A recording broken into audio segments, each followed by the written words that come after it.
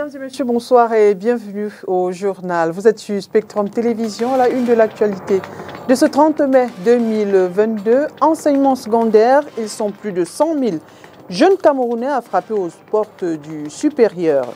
Les épreuves du baccalauréat de l'enseignement général ont démarré ce 30 mai sur l'ensemble du territoire national. On en parle dans ce journal. Également dans ce journal Sport Football, avenir de Samuel Eto'o-Fils à la tête de la Fédération camerounaise de football.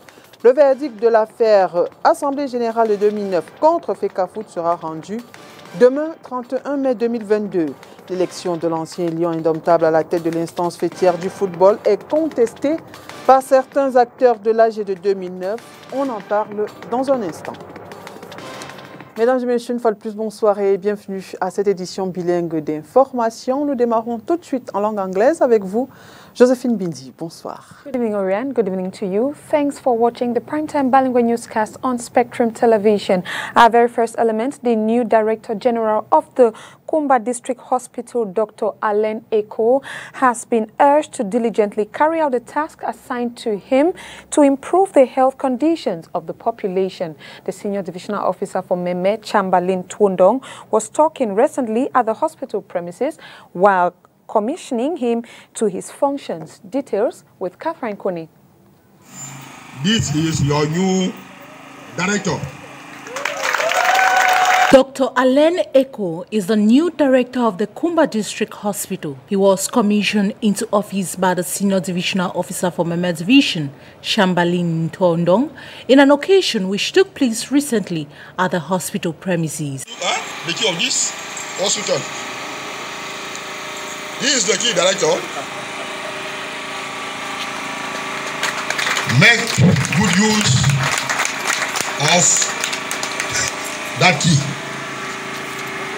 He is the most important, the rostrum of the state. That is why I am the one giving it to you. You can ask why.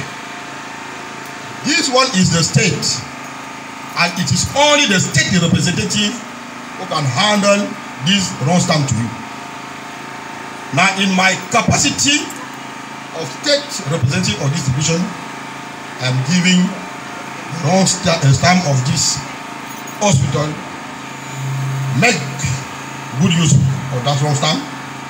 And if you think that because it is wrong, you are going to do wrong thing, be sure that you are going to be punished according to the law and regulation. But if you are using it properly, you are going also to be updated. The new director acknowledged the infrastructural challenges of the hospital and promised to work on it. Well, I want to first of all thank you all for this opportunity. And it's an immense challenge going around this hospital. Like we already know, it's been recently upgraded. It started as a PMI, went to a sub-divisional hospital, and now a district hospital. And mind you, it's within the same infrastructure, despite some changes that have taken place. But the challenges are immense, and I think that one of the first things that we need to do is improve on the infrastructure of this hospital. And like I said already in my acceptance speech, that we need all the stakeholders, the collaborators to come on board for us to have a synergistic effect to get the necessary projects, construction projects, equipment projects that will make this hospital a district hospital worth its name. On his part as a city mayor of Kumba, Gregory Mewanu revealed that Kumba is in dire need of experts in the health sector. So I think the head of state is hearing our cry. Of course, the minister, of course, also of public health is hearing our cry, and we're very happy to have that. To the outgoing director, we want to say thank you. He has done a great job, and that is why he has been promoted to regional delegate. I think Kumba is the maker of regional delegates. We can remember not too long ago, Dr. Bongo left Kumba and went as regional delegate. Dr. Eko has done the same thing, and we also are grateful to receive another Dr. Eko Alain who is here present now, and we hope he will get into the shoes and fit properly into the shoes of the outgoing Dr. Eko, the now regional delegate for health, in doing a great job to serve the Kumba population. We need, of course, the expertise of medical doctors. For the increasing population of Kumba, Dr. Allen Eko was born in 1987 and graduated in 2011 to become a medical doctor. Prior to his appointment by the Public Health Minister, the new director had served as Chief Medical Officer at Ekona Sub-Hospital. He is married and a father of 2 kids. 29th of May 2022 was observed nationwide as International Mother's Day, and the mayor of the Douala II municipality, Denis Fampu, organized a ceremony to encourage mothers to be frontline ambassadors of peace, hygiene, and the fabrication of detergents. Details in the following report. Celebrated nationwide on May 29th as Mother's Day, in the Douala II municipality, it was an event yet like no other. In that light, the mayor of the Douala II municipality called on all mothers to be ambassadors of healthy living and cleanliness. As sisters, mothers and friends who litter the environment or occupy public space, and amongst others, you are the associations to sensitize them on how to keep places clean. The occasion was aimed at enlightening mothers on the need to be more entrepreneurially driven, as well as in the fabrication of locally made detergents. And today, I can say that all female associations have met the expectation of detergent fabrication, not only in liquid detergents, but in bleaching agents too. We don't need to buy bleaching agents from far.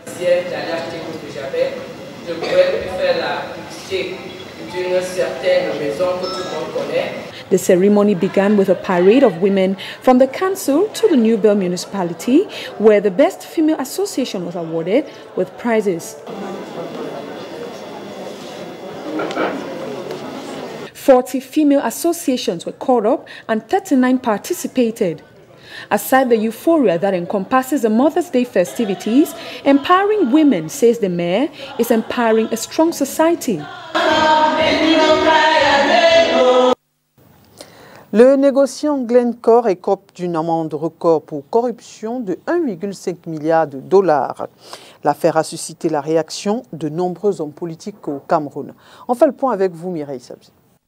Suite à cette condamnation de Glencore à une amende de 1,5 milliard de dollars pour corruption, Maître Keremouna veut une enquête sur la Société nationale d'hydrocarbures et la Société nationale de raffinage du Cameroun. Maître Keremouna a donc saisi d'un courrier le président de la Commission nationale anti-corruption pour que les conséquences de l'affaire Glencore aux États-Unis se fassent également sentir au Cameroun, où la multinationale a admis devant les tribunaux américains avoir payé des pots de vin pour corrompre la Sonara et la SNH. Le fondateur de Transparency International Cameroun estime que la Commission nationale anti-corruption doit se positionner dans le combat contre la corruption dans cette affaire. Pour sa part, le mouvement de la Renaissance du Cameroun, par la voix de son président national, Maurice Kamto, dénonce ces défaillances entretenues par la justice camerounaise chaque fois qu'il faut traquer les criminels nichés au cœur de l'État. Le MRC appelle le peuple camerounais à constater avec lui l'inaction du pouvoir en place face à ces graves faits clairement établis et ne faisant l'objet d'aucune contestation. Si Glencore a déjà plaidé coupable et doit payer quelques 1,5 milliard de dollars d'amende, c'est coauteur ou complice camerounais de cette vaste corruption qui a sanctionné l'économie camerounaise déjà en grande difficulté risque de rester impuni comme d'habitude. Cette mauvaise foi, à en croire Maurice Kamto, qui est actée par le refus du président de la République de signer le décret d'application de l'article 66 de la Constitution. Après Maître Akeremouna, fondateur de Transparency International Cameroun, et Maurice Kamto, le président du mouvement pour la renaissance du Cameroun, Cabra Libi, à son tour demande à la justice de faire son travail pour déterminer l'ampleur de la corruption au Cameroun dans cette affaire Glencore, qui implique la Société nationale d'hydrocarbures et la Société nationale de raffinage. Dans une publication d'ailleurs sur les réseaux sociaux, notamment sur sa page Facebook, le président du Parti camerounais pour la renaissance, PCRN, demande à la justice camerounaise d'emboîter le pas à la justice anglaise pour déterminer l'ampleur de la corruption révélée au Cameroun. C'est le même son de cloche du côté du Social Democratic Front qui en appelle à la responsabilité du gouvernement camerounais dans la lutte contre la corruption. Des commerçants du marché central, précisément au lieu dit Gare, c'est dans le 2e arrondissement de la ville de Douala, en colère, assiègent la mairie. Ces derniers sont allés crier leur ras-le-bol après qu'ils aient été expulsés de leur lieu de commerce par les agents de la mairie de Douala 2e. Ces commerçants disent avoir payé les frais relatifs à l'occupation de la voie publique et ne comprennent donc pas pourquoi, malgré cela, ils sont expulsés. Parlons enseignement secondaire à présent. Plus de 100 000 candidats sont à l'assaut du baccalauréat de l'enseignement général depuis ce matin. Malgré les nombreuses perturbations enregistrées cette année scolaire, le gouvernement espère un taux de réussite à la hausse cette année. Olivier Bouzik. Jour d'examen pour les candidats au baccalauréat de l'enseignement général. Sur l'ensemble des 10 régions, près de 137 541 candidats frappent aux portes de l'université selon les données statistiques de l'Office du baccalauréat, soit 22 000 candidats de plus que l'an dernier. Dans la région du centre, ce sont quelques 47 274 candidats qui sont en lice pour les séries A, ABI, C, D, E et TI. Ces derniers composeront pendant 5 jours jusqu'au samedi 4 mai prochain. L'objectif étant de décrocher le diplôme qui leur donnera accès au cycle supérieur. L'OBC a mis en place sur l'ensemble du territoire 536 sous-centres d'examen pour la circonstance. Afin de s'assurer du bon déroulement des épreuves, Pauline Alova-Yonga, ministre des enseignements secondaires, s'est rendue dans plusieurs sous-centres ce matin, notamment au lycée bilingue d'Emana, au lycée d'Aala, au collège Jean Tabi. Pour l'heure, aucun incident majeur n'a été enregistré dans la capitale. L'objectif du gouvernement est de relever le taux de réussite en baisse depuis quelques années. 52,72% en 2021, 47,22% en 2020. Une performance globalement causée par le climat sociopolitique qui prévaut dans le pays. Cette année encore, l'éducation a également été perturbée par le déroulement de la Coupe d'Afrique des Nations, puis la grève des enseignants qui a induit une suspension momentanée des cours. Suite à ces perturbations, le gouvernement a dû ordonner la modification des programmes afin de permettre aux élèves et enseignants de rattraper les leçons perdues. Les résultats seront connus d'ici au mois de juillet 2022. Cependant, les candidats au général Certificate of Education dans le sous-système anglophone sont également à l'assaut de leur examen de fin de cycle depuis ce matin. Les candidats au probatoire F, AF et CI, quant à eux, démarrent le mardi 31 mai 2022. Talking Education and End-of-Year Academic Awards has been carried out at the American School of Bonaberry, meriting students with their meritorious acts for the year 2021 to 2022. Christelle Asexuele, Jules Paul have the following report.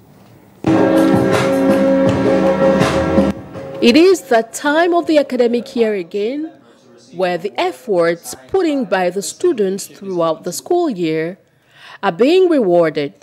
This in their academic performance. Here at this private institution in the Douala 4 municipality, the students are awarded prizes and certificates for their academic excellence as they graduate to the next level. For the students, it has been a smooth work collaboration between their peers and teachers that has earned them this remarkable honor, which they intend to pass on to the next generation. We have a smooth transition. I have worked in cooperation with my peers. We have been able to work together with our teachers to make sure that the knowledge is passed through and efficiently so that all of us can have the same level of understanding so we may all pass our subjects. I think the lessons that have been taught in this school, so yes, this has been very impactful for me. And I'll make sure and yeah, it's impactful enough for me to make sure to remember all of those lessons in order to grow and in order to teach other people around me those lessons. The next student coming up, they should focus on their academics in order to achieve academic excellence at the end of the year. During this very colorful ceremony, which was highly attended by the parents and well-wishers of the students, the day was punctuated with different activities performed by the pupils of this institution to the pleasure of the guests. Le mot d'or de la francophonie est décerné à un Camerounais pour l'année 2021. Barnabé Lekama a reçu récemment ce prix à Paris, en France. L'objectif du mot d'or de la francophonie est le développement du français des affaires dans l'espace francophone. Inès Pangan. C'est un Camerounais qui reçoit le prix du mot d'or de la francophonie pour l'année 2021. Barnabé Lekama est primé lors de la 32e journée du français des affaires à Paris le 24 mai dernier. Vendredi dernier, 20 mai, m'a décerné la médaille de chevalier de l'ordre de la valeur, qui est quand même une distinction honorifique dans l'ordre le plus important au Cameroun. Et cette année encore, je me retrouve ici à Paris, à l'espace Wallonie-Bruxelles, pour recevoir l'une des plus importantes récompenses finalement de la francophonie, qui est le mot d'or de la francophonie 2021. Créé en 1984, le mot d'or de la francophonie a pour objectif le développement du français des affaires dans l'espace francophone. Le mot d'or de la francophonie, dans la version entrepreneur-poète, est décerné pour la première fois à Barnabé Lekama. Le français des affaires fait toutes ces expressions qui permettent ici de pouvoir commercer, de pouvoir discuter, de pouvoir faire des affaires en ayant une élégance linguistique. Donc j'ai accepté cette invitation en tant que Camerounais et le premier Camerounais à entrer dans un club très fermé du français des affaires pour pouvoir donner du mien, pour pouvoir donner de ma connaissance à ce niveau. Barnabé Lekama est à la tête de 3 entreprises et d'une fondation. Il est également auteur de plusieurs ouvrages. Parlons religion à présent. Hajj 2022, la communauté musulmane du Cameroun mécontente des tarifs annoncés par le ministre de l'administration territoriale, Paul Tanganji. Les imams en appellent à la diligence du chef de l'État, Mireille Chabzel. Après 2 années d'interruption du Hajj en raison de la pandémie due au coronavirus, le pèlerinage reprend cette année, sans doute une bonne nouvelle pour les fidèles musulmans engagés à respecter le 5e pilier de l'islam. Mais les développements de cette nouvelle deviennent une pilule difficile à avaler pour certains. Le voyage en Terre Sainte est de plus en plus cher.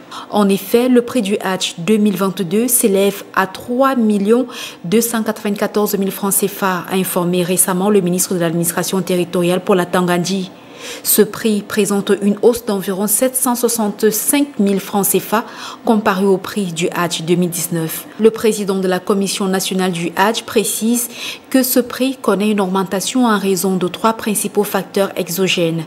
Le cours élevé du dollar, la hausse significative du prix des services Muassasa, plus de 300% décidés par les autorités saoudiennes, et la TVA qui est passée de 5 à 15% en Arabie saoudite.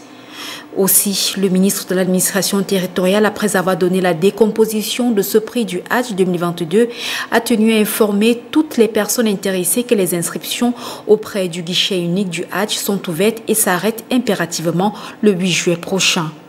En rappel, selon le communiqué en date du 30 avril 2019, le ministre de l'administration territoriale pour la Tanganji informe la communauté musulmane camerounaise que le prix du Hajj 2019 est de 2,529 millions de francs CFA par rapport au prix de l'année 2018. Celui de 2019 affichait ainsi une augmentation de 280 000 francs CFA. Face à l'augmentation du prix en 2022, certains fidèles musulmans expriment leur mécontentement. C'est le cas de l'association culturelle islamique qui sollicite l'intervention du président de la République Paul Biya afin de leur permettre de voyager. Page in Ghana, sexual assault victims must show medical proof they have been assaulted before rape suspect is being prosecuted, a decision that doesn't sit well to victims of rape. Details with the VOA. The Achem family has 3 daughters who live together in the North Tong district of Ghana. Earlier this month, the youngest of the 3, a 15-year-old, was abducted and raped. He showed my sister a picture of a 14-year-old girl on his phone and told her he had killed the girl in the picture because she refused to let him have sex with her. He then threatened to kill my sister if she resisted. He hit her chest with a pistol, tried to choke her, and beat her up so her entire face was swollen. Irene's sister was discharged from the hospital after 7 days and is scheduled for checkups for the next 6 months. These costs are not covered by the National Health Insurance Program, the NHIS. As long as it is defilement or rape or sexual assault review, health insurance doesn't cover. So whatever investigations that you perform, then the patient would have to pay from either his or her pocket or get the money from elsewhere. An NHIS official tells VOA the national program does not consider sexual assault a health issue but a criminal issue instead. The Member of Parliament for the North Tong constituency says this is an injustice and this month told local hospitals in his constituency to stop charging examination fees for sexual assault victims. Instead, his office will pay the fees. Showing that in one constituency it is possible. We have abolished this, and so we can now scale it up. The next phase, I'm talking to a number of colleagues to team up with me so that we draft a private members bill so that we will outlaw those charges. A 2020 UNICEF study found that the cost of seeking justice for sexual assault in Ghana can cost from 10% to 55% of a household's income, a major factor deterring many victims from coming forward. Parliament member Ablakwa says his goal is to make it easy for victims to seek justice and the perpetrators to be duly punished. No matter your status, no matter who you are, no matter how much money you think you have, this is a crime that will be punished, and that we have a zero-tolerance policy from henceforth. With these new measures, the Achem family hopes they will be able to press charges against her attacker. Sena Nutod for VOA News, Bato, Ghana.